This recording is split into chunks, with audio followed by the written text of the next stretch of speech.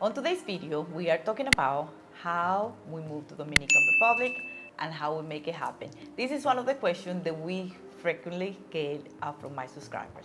So let's get started. So we're gonna start this video talking about when we move back to the United States from here to Dominican Republic and when we closed down a restaurant.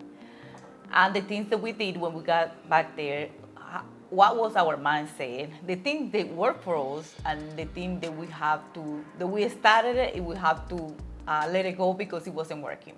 So basically, when all that happened in the restaurant, we closed out the restaurant, we went back, our mindset, of course, was to make something happen for us to come back here to Dominican Republic.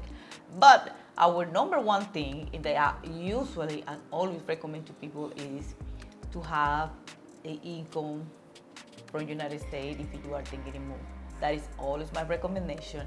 And I know that some people anyway decide to come over here trying to find something, and that is gonna always depend on what is everybody's situation. Everybody's situation is not the same. So I know that it's always gonna be different for certain people, but was our mindset, that we wanted to find something to do something that it was gonna make it a type of income before moving back to Dominican Republic. Because coming back over here and trying to find a job and find something to do here, that was not a choice. So some of the things that we started doing, and of course, all this we did while we was working in a 8 to 5 job, because we had to still making money for us to stay there, eat, and live our life, and then at the same time working in the things that we wanted to work for us in the future. And we were working, you say working 9 to 5, we was working a lot of jobs. Oh yeah, it wasn't just like, no, it wasn't, I didn't mean like it was just one job 9 to 5. We was doing many different things. I was working 3 jobs. I was basically doing 2. I never did 3, but at least I was doing 2, like having a regular job and doing things on the side to make our move after and be able to pay a lot of the things that we was have to back payments and buy furniture and things that we didn't have when we got back to the United States. We didn't have anything. We had to buy everything from scratch, and then at the end we gave it away. We sold some things and then we gave it away. Most of the thing, or all these things, always my husband being the one that doing a lot of research. He's the one that always be online looking for things, doing research, learning. Not that I don't like to learn, but he's more, he's more disciplined. He's disciplined to start looking for something and keep watching it and keep learning. Me, he pretty much tell me how to do it, I do it. And I was more eager to get back to the Dominican Republic than she was. At that point, I was so disappointed. And if you are Dominican, you know how things work over here. And it's nothing worse than pretty much a Dominican, they don't have no money here and they have the chance to be in the United States. You know what they're gonna choose, right? I don't have to tell you that. They're gonna choose to be in the United States, because why be here with no money? I'm ready to be there with no money anytime. But at that moment, he was more eager because he wanted to come back. He didn't want to leave. We didn't want to leave, but the circumstances and make us have to go back.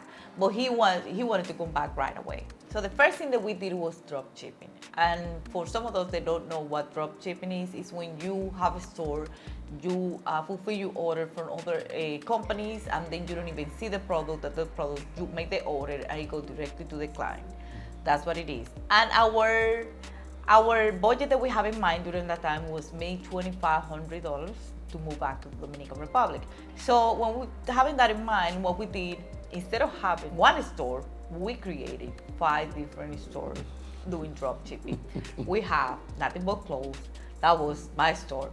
We have a Princess Leia store. It was a kids clothes that we sell kids clothing, and we sell costume and things like that.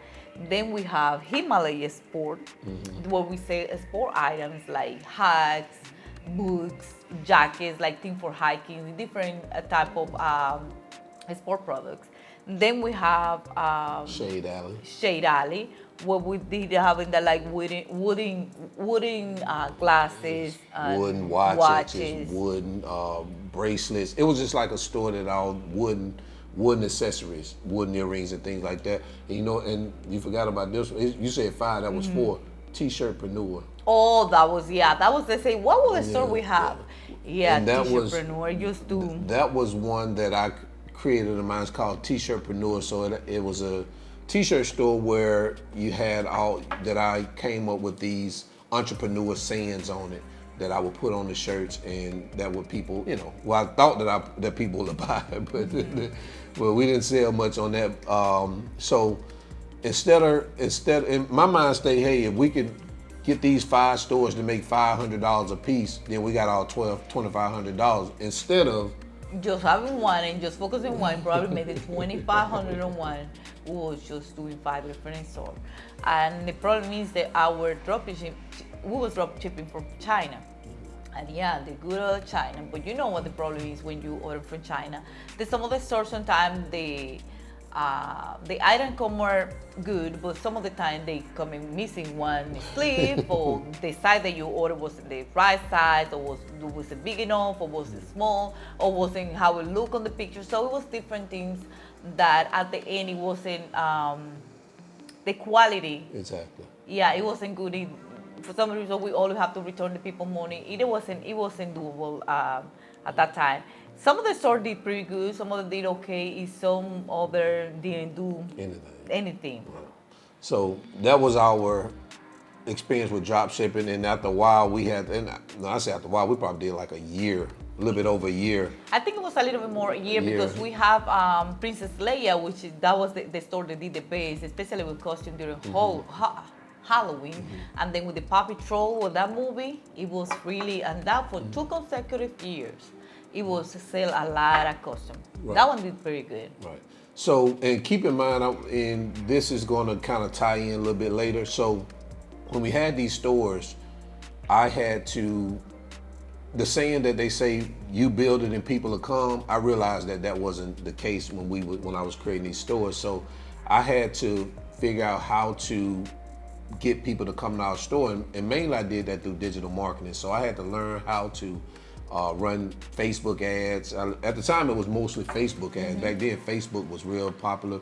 Instagram wasn't that popular, and running YouTube ads on that wasn't as popular either. But Google ads and Facebook ads were more popular. So I had to learn how to run ads to those stores. So just keep that in mind as you see how this is going to tie in a little bit later. And so we realized that didn't work. And we did that for about a year and a half, maybe about a year and a half, and then we just completely closed it down. Then we went over to start trying to do, and some of these things probably overlapped, and we started getting into affiliate marketing. I started watching this guy online who was the lazy guy. The lazy guy, oh my God, you was watching that guy for a long time, that lazy guy talking about all this money that he was making doing this affiliate website, all of his pajamas, his I think it's called the Deadbeat Affiliate or something like that. And I used to watch him a lot, and I grabbed his course, and I watched his course, and he was teaching me how to build websites and to sell affiliate products. So again, we started building affiliate websites. We had a website called Firm Breast Miracle, where you sell this breast cream and things like that. To enhance your breast. We had a website called the sexual enhancement thing. The sexual enhancement thing. We were selling what was it, pills or? I think no, it wasn't another cream. It was probably another cream that supposedly enhance you. We did that. The cellulite. The cellulite skin cream. We did that, and I think was those only 3. I think that was the only 3 that I can remember. So we created affiliate websites doing that, and so at the same, like I say, we were doing this. I was building websites, and I was continuing to learn how to run ads and things like that to try to get people to the website. Now those websites, Did we ever sell anything? No, they didn't do don't- nothing. I don't- They ain't, definitely that was just a waste of time. that It was a was- learning process, but it was a waste of time. But it was a I would say this, it was cheaper than having Shopify, The because we stores, paying yeah. Shopify $30 a month for 5 stores. That's $150 a month. And here we were just paying a domain name. Yeah, that And was then all. I was running ads to it. So that didn't do as much. But again, I was still learning how to pick product, run ads. I was learning the whole scale of digital marketing. Me not knowing at the time this is what I was doing, even though these things were failing. And then one day I started watching some Amazon FBA. That's when Amazon started coming around, and I think I showed you the site, and then you can tell them about Yes, and then Amazon FBA. he was looking also at the people talking about how to do Amazon FBA. I started watching the videos and learning how to create my also sell products on Amazon, and of course we started that too. We did sell a lot of products on Amazon FBA. I was getting. You really made money on Amazon. Yeah, I FBA. really make money, but yes, I really make money doing it. It was just an issue then after, and then we have to stop. But yeah, I really did make money. One thing that I sold a lot, it was making those packages for birthday key that I put the balloon with everything together. Yeah, I was selling a lot of that. Well, and another thing, and she was selling to a point where we were trying to figure out, because at that time, FBA was around. We were really almost like in the middle stages of really kind of come back over here. So we were trying to figure out, how can we continue to make the money, because you have to be here there actually to source product. To sort products. And you couldn't do it yeah. from Dominican It Republic. would be too difficult to Right. sort, because I did from regular store, I went to source product, look for product, then sell it to Amazon, the Amazon warehouse, to have it over there in a warehouse to sell. But it would be very difficult to do here from it would be impossible to do here from Dominican Republic. And yes, I was doing very good at Amazon, but the problem with that was that I was getting messages or emails that I was getting copyright strike from Amazon, from other sellers. At the same, if they were selling the same items, and I got, because a lot of people have the same items selling, but if you have the same, like with the same description and the same everything, other sellers can put a claim that you copyrighted their products or their listing, and then Amazon send you that, and I think that they do that like 3 times. And if they do that 3 times, they just don't allow you to stop your they stop you for selling. And it's a lot of things that you have to do to go back for them to allow you to go back to selling. Well, the main thing is that, which I don't like about Amazon, I don't know if they still do it this way, but in order for her to go back selling, she had to send an email to the actual owner, which I don't even believe this person was the owner, and then they had to allow and remove the strike. So, I mean, who's going to And then remove it's a so strike? many people that have the same thing, and they have the same thing. Like who you know that they actually the owner of that? Right. When it's so many people have the same description, the same product, the same everything. So Amazon doesn't investigate it themselves. They leave it up to the sellers to handle that. They don't get involved. So she could never get in contact with the seller. He would never respond to her. So if he would have responded and told Amazon to remove that copyright, she could have continued selling. But anyway, that didn't happen. So that business went down. So so here we are. Drop shipping doesn't work. Affiliate websites didn't work. Amazon didn't work. And we like, And then now what do we do? What do we do? At that moment, I mean, during the time he did always he doing research. And while doing all that, he was watching a lot of YouTube videos and a lot of people YouTube do different things. And also, I guess following up with the Dominican Republic, because he always wanted to come back here. And then he was following some people that was here in Dominican Republic, especially some expat that was already living. Something that we didn't know about before we left is the expat community, not here in Santo Domingo or any other area. And we wasn't very familiar with it. I wasn't familiar at all. I didn't know that existed. He wasn't familiar with it. So after we went back, then he started watching videos. He realized there was an expat community here. And then he started following up some of those people. And that is when he found Russell. He started watching Russell. And then Russell one time have something going on over there in Susua if you went over there for the first time. Yeah. That was, I think, back in 2018. I believe it was. So yeah, I started watching YouTube a lot, and I found some, expats that I started watching. Mainly, it was two people that I started out watching, and it was a guy in Colombia. His name is Cortez Ross. Right now, he's in Mexico, and he has a channel called Moving Abroad and Thrive. He was in Colombia, and I was watching him. I was intrigued by what he was doing with his family and how they were living in Mexico. And the other guy was, of course, like she said, it was Russell, Taylor Made Dreams. Everybody know Russell. So I was just watching him, and I remember, I seen Russell when he was, back in Atlanta, and he was moving over. At that time, he was really close to his move over to Dominican Republic. And so he was throwing an event over in Sosua for Memorial Day. It was his first Memorial Day weekend event. And so I said in the bed, I said, you know what? I'm finna go down here and see Russell. You know what I'm saying? I'm finna go and see what's going on there. So I went down to Sosua and ended up meeting Russell. And I remember, so it's kind of connecting, whatever. And I had a shirt on that I had made. I had made a T-shirt. It was called, I forgot what, it was like a Matrix T-shirt.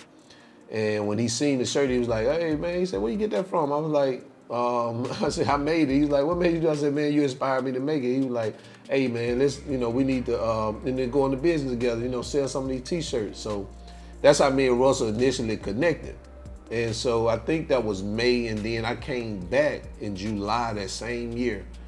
And Russell and I was there. We were talking. He had, I don't know what was going on, but he had some type of party, and I was remember it was right there outside of where he used to stay at in Sosua. And he was, we was out, I think we was outside of the party, and I started asking him questions about YouTube. And he was saying that, telling me how much money he was making, and, how he was, how YouTube works and the things he was doing. And I was like, oh, really? You making that much money? Or making this much money? You know what I'm saying? And he was like, yeah. I was like, oh, okay, cool. So, in my mind, and I'm thinking in my mind, hey, I'm fixing to do this. This is gonna be the next hustle. This is the brilliant idea right here. So you know that our channel started with the inspiration from Russell. So yeah. That was our inspiration when he went over there. He found out what Russell was doing and how it make it happen. That he was actually making money. He came back with a bright idea to start a YouTube channel. I came back and I said, hey, guess what we're gonna do? And she said, what? I said, you gonna do a YouTube channel. Oh my God. When he came with that idea, you have to, well, if it's a lot of you have watched my first video, you have to understand that I would never be in front of the camera. And I was so, oh my God, just, and you know that what? wasn't my thing. We had, and to be honest with you, we had already talked about it before that, but it's something that never materialized. We kind of like, mentioned it, but it wasn't until like it's something that we could do or something. But we still like people always make comments about things. Oh, that would be good. Like, but you never right. like say that you're gonna do it or come up with names or anything like that. No, right. He never was that. So yeah, we had kind of briefly discussed it, and the reason why we briefly discussed it because just going back a little bit, we also had some YouTube channels that were kind of affiliate marketing too. It was one called Economy Creations. And what I did was I was creating those PowerPoint slides, and I'll make videos out of those PowerPoint slides, and I would, put them on YouTube. So I made like one of them was, something like how to make money online. So I create a PowerPoint slide, and I have people from Fiverr do a voiceover on it. And so, and the reason I'm saying this is kind of tying in again with YouTube. So I had already been doing that, and I think I had maybe two channels doing that. The Economy Creations was one I remember, and the other one was a more luxury travel. Even though a more luxury travel now is a travel search engine that we got that we use. Before that, it was more of a affiliate marketing site. So what people would do is, if they watch the videos, at the end of the video, say if you want to learn how to make money online, go to this link and then you download, buy the course or download this, and that's how we will make money. But anyway, going back to what we were talking about, when I came back from seeing Russell, I said, hey, you're gonna start a YouTube channel. And remember, this was in July. the last time that it was like around the 4th of July, her first 2018, her first video dropped in August, I think 19th of 2018. So a little bit over a month after I got back, I was shoving the camera in her face and said, hey, we finna do YouTube. And that is how we started. So basically we had to come up with content. Now that we said that we're gonna start a YouTube channel, we had to come up with content. So I had to, so I'm thinking about what does she like to do? And one thing she like to do, like all women like to do, she like to shop. That's why she like the Amazon FBA stuff, because she like to go out to, especially to thrift stores and buy all these cheap things. I like to go shopping. She likes stuff like that. I'm a better shopper than seller. Right. I like to buy cheap, of good price. I mean, I like to go out, find good deals, sell good deals, and right. buy things like that. So I said, so let's do a clothing haul, because she likes, she likes to dress, she like to go, and we were gonna do clothing hauls from like thrift stores, like cheap clothing hauls, not like doing like, high-end clothing haul, like, hey, what you can get for this is a $5 clothing haul. That's what we were doing. So we'll do clothing hauls. And then the other thing, I was like, so what else you like to do? She likes home decor. She likes to make things, you know what I'm saying? She likes to, like, right now I got a bag of shells of, what's those peanuts? No, it wasn't peanut, it's the Pistachio. No, the pistachio, which are nuts. I got a bag of those because she want to create something after I eat the nuts out of it. She likes the shell so she can do something. So she like home decor stuff. So we said we'll do some on home decor. And then the last one was lifestyle. Of course, we all like to eat. She like to go out. I ain't gonna say she just like to go out. I like to go out too. And so we said we'll do a lifestyle. So we had 3 different pieces of content that we could put out. And we said every week we were gonna drop 3 pieces of content on each of those topics. And that's what we started doing. And back then, for some reason which I don't see a lot of it now, you saw a lot of hauls. You saw a lot of clothing hauls, you saw a lot of swimsuit hauls. And so we got into, hey, you know what? Let's do a swimsuit haul. You know what I'm saying? That for sure get the eyes on you, right? So we started the swimsuit haul, we started doing that. So anyway, we did that, and the plan was we're gonna drop 3 pieces of content for 6 months to a year, and we stuck by that for 6 months to a year. I mean, faithfully, we did 3 pieces of content per week for about a year. For about a year. We knew, I mean, whoever started on YouTube, that you have to certain amount of follow subscribers and certain amount of watch time. That way you can start monetize. Okay. And we did it. We kept doing the same thing, but in some point, I don't remember at what point we changed our strategy. No, I was trying. Content. Our content. Yeah, Yeah, I don't know. I think it was after.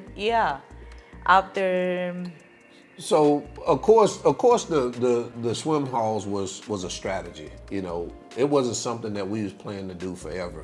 And I know some people ask, well, why you don't do the hauls anymore? Man, hey, come on, knock it off.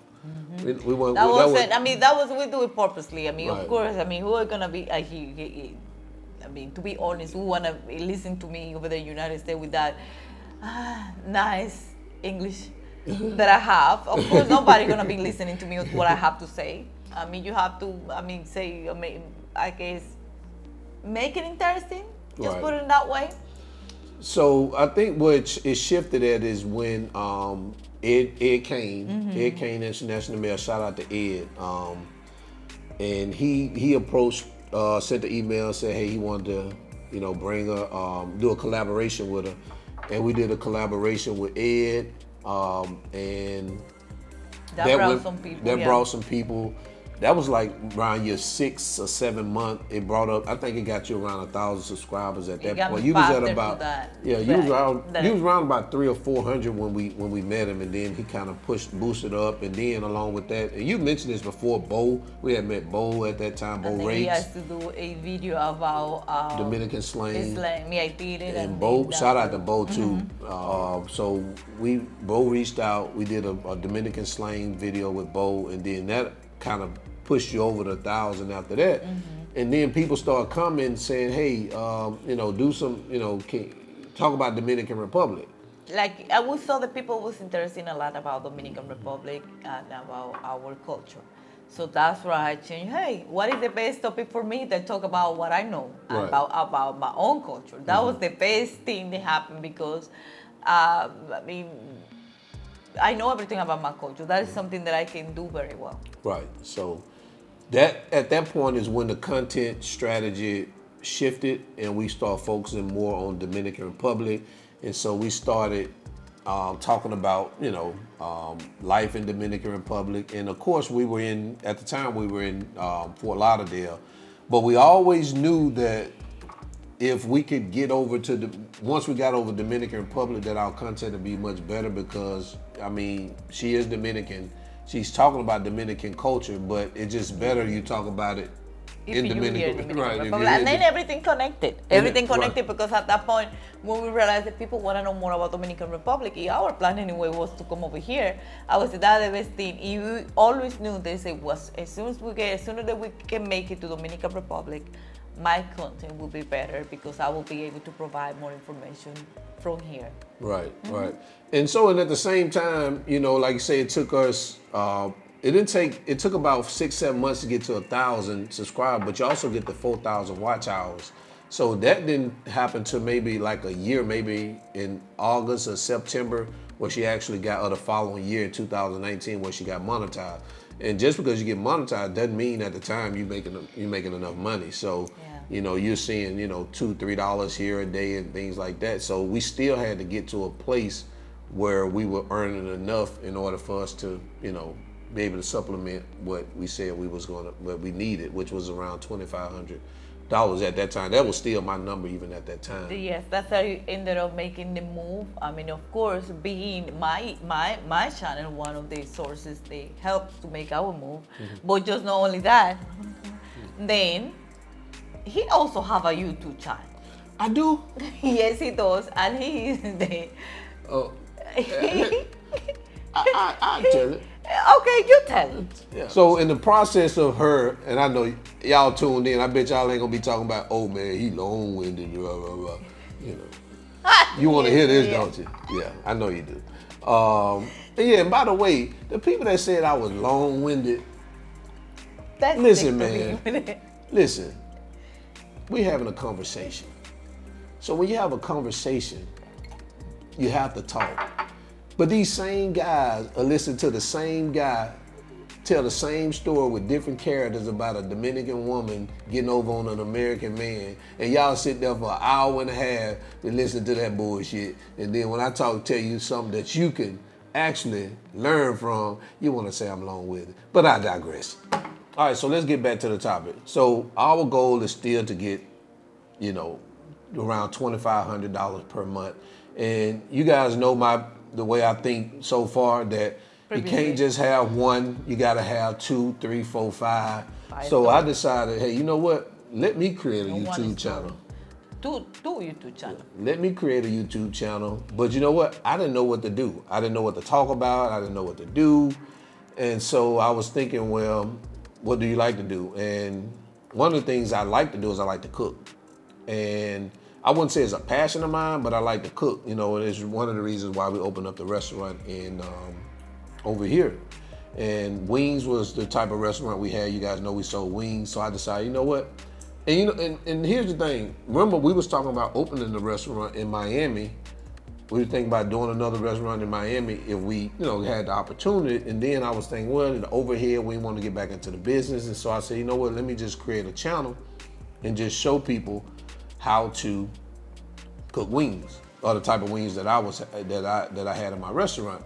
And the restaurant had about 21 flavors. So I figured at that point, I said, you know what? I got 21 videos right there. So I could start out just by doing those 21 videos, and that'll kind of like, put me in the game.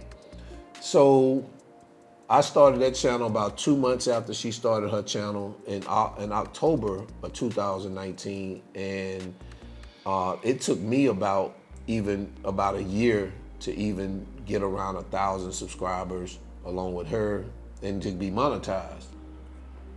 And so right now, at this point, Yeah. Just let me say this. This will tell you how many I got now.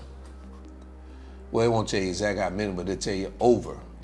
I've already received my play button. So I have over 160,000, I'm close to 170,000 subscribers right at the recording of this video. So the name of my channel is All Wings Everything, right? So when guys, go and check out All Wings Everything YouTube channel. people are probably asking, well, why didn't you ever say anything about it? And the reason why, some people knew. It's one YouTuber I knew from the beginning. Some of you probably already knew and just didn't say anything. But the reason I didn't is because I wanted to grow it on my own. And then to be honest with you, I know how people are, man. They'll get over on your channel and they'll just start talking mess and, try to be discouraging. And right now I'm at 170,000 subscribers and I make pretty good money. I don't care what you come over there and say. You can't, I already built the audience, so I'm good. But keep in mind, even though this was around 2019 when we both got monetized, we still weren't making enough money in order for us to be able to sustain to move and sustain ourselves. So when the pandemic hit in 2020, I ended up, working from home. Like I said, I was working in Miami and I ended up working from home. And I was like, you know what, let me just go on Upwork. I was using Upwork anyway for some other things. I had put a profile up a long time ago and trying some online stuff. And so I decided to put up a profile on Upwork to do social media marketing. And so I was able to use her channel and my channel. And at the time, they were both at around, I think maybe both were over 5,000 subscribers at the time, maybe. Probably a little bit more at that point in time. And so I was able to put that down as social proof. That, and then the other little things that I've done in terms of digital marketing, I had skills at that point. So at the point as I'm creating this profile, I'm like, man, I done learned and I've done all this. I've built websites. I've created automated YouTube channels, faceless YouTube channels. I created actual YouTube channels. I grew all those channels from 0 to over 5,000 or 10,000 subscribers at the time. I was able to put all that on my profile. And once I put that on my profile, I got a hit from a content creator who wanted to create a kids channel. So I ended up working on the kids channel and I kept that client. I was dropping videos every day for that client and I kept that client for maybe about a year. Throughout pretty much the first part of the first year of the pandemic. And then when I got that client, even while I was working for that client, more clients started coming in. And I just started getting more and more and more clients. So at that point, my YouTube channel is growing, her channel is growing, our income is increasing in terms of YouTube. And not only that, I'm getting clients from Upwork where I'm making money from Upwork. So at that point, we looked around and said, man, I was making enough money where I was still working too. I was still working in Miami, and I was looking around. I said, you know what? I don't have to do this anymore. You know what I'm saying? We can move. Yeah, we can move. I don't have to do this anymore. And so at that point is when we decided, hey, it's time to go. So that's it, man. That is how we make it happen. That's how we made it happen. It was a lot of work and a lot of effort and a lot of, you had to put your mind into it. You had to put your mind into it. You had to be disciplined. You know what you want. You be focused. So, and she's right. You have to be focused. And one thing, I noticed what people try to do. They try to jump into YouTube and they try to, get into the YouTube business. But if you don't have a passion for it, it's gonna be tough for you. I have a passion for it. I love YouTube. All I do is sit around and watch YouTube. And I don't watch YouTube just for entertainment. I watch it to understand what people are looking for, what they wanna watch. Because at the end of the day, YouTube is a business for me. It may be entertainment for other people, but for me, it's a business. And I treat it as such. So with everything, before we go, I know she's fixing to end it, but I just wanna let you guys know, you know how I am. So we just can't have one YouTube channel. We can't just have two YouTube channels. So guess what? I'm finna start another YouTube channel separate from All Wings Everything. So I've already recorded my first video. I don't know the name of it really, the title of the channel, but I will definitely let you know. What is gonna be about? It's gonna be, what's it gonna be about? it's going to be about American expat living in Dominican Republic, amongst other topics and things. But you're like gonna be the that. expat living in the Dominican Republic about a regular life living in the Dominican Republic? A regular life? What do you mean? I mean, talking about regular things, or you're gonna be another expat talking about nonsense? Oh no, I'm gonna talk about real stuff, man. I ain't about I mean, I don't know. I'm asking. I don't know. Can you imagine me dragging her along the Sasua and having a creek cam? You know, no, man. No, I'm talking about real stuff. I'm not talking about the that trashy stuff these people putting online, man. No, because I know it's a lot of people. The reason why I'm asking is because I know it's a lot of people out there that usually looking, especially they want to hear no from. I mean, it's good to hear information from me because I'm from Dominican Republic. Probably I know what I'm talking about because I'm from here. Yeah, I live here. But also they want to hear it from an American who is just living here. They give more. A lot of people that gives them more confidence about what they want to hear. Right. Basically saying they give them more confidence in terms of hearing it from somebody that comes from the same. Yes, because you know what they. I mean, if you're comfortable, culture. if you're comfortable, you are from over there. You can tell me how you feel. It will be better to come from me because I'm gonna be comfortable. Mm-hmm. I mean, even though I spent 12 years over there, but I was born over here. I know everything about it, so of course I'm gonna be comfortable here. Right. Right. So y'all be on the lookout for that channel, man. Y'all come over there and check We will let you know out. when he come up with a name. Yeah, that's the problem. I just got to come up with a name, man. If you got any names, man, just leave them in the comments below. Let me know. But that's all we got, man. That was our mindset when we moved back over here, and that's how we did it. So and of course. Sorry. Well, before you get into it, we moved back in 2016 of June, and we got back over here in March of 2021. So that was almost 4.5, almost 5 years that it took us to get back over here. Is that 5 years? Yeah. Yeah. Almost 5 years to get back over here. So yeah, it was a long process, but at the same time, when you're doing things, you don't realize you're learning along the way. I'm gonna tell you, I didn't realize at that point when I was creating all these things, I was actually getting skills until it was actually time for me to create a profile, and they was asking me all these questions, and I was able to say, yeah, I do that. I know I do that. I know I do that. And my profile and my resume at that point looked real good, and it was like, okay. So guys, don't think that when you don't see results or you think that you're doing things in vain. You're not really doing it in vain, especially if you're learning in the process. So just keep that in mind. All right, I'm gonna shut up.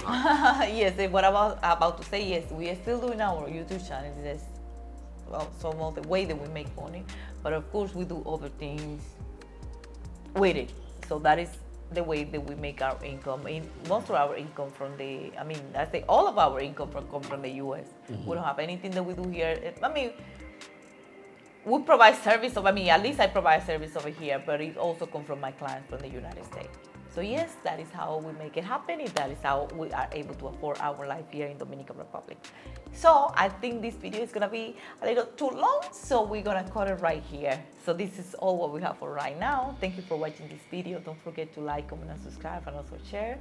And we will see you on our next one. Bye. Hi guys, welcome back to the channel. On today's video,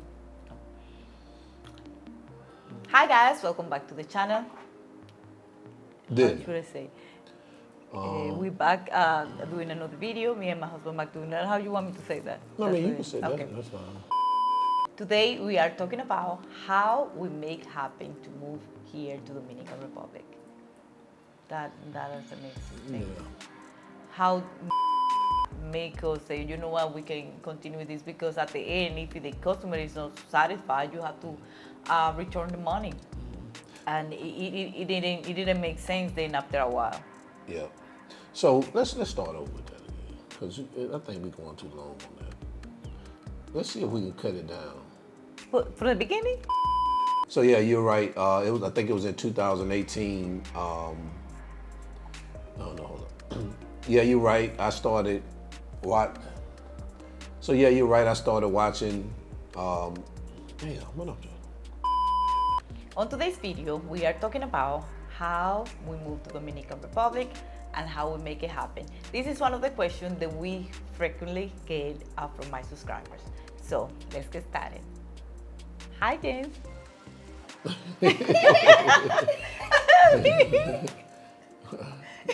Hey, you gotta do that again. Maybe you was expecting that. You said say. You don't want me to say hi? No, that's crazy. Okay.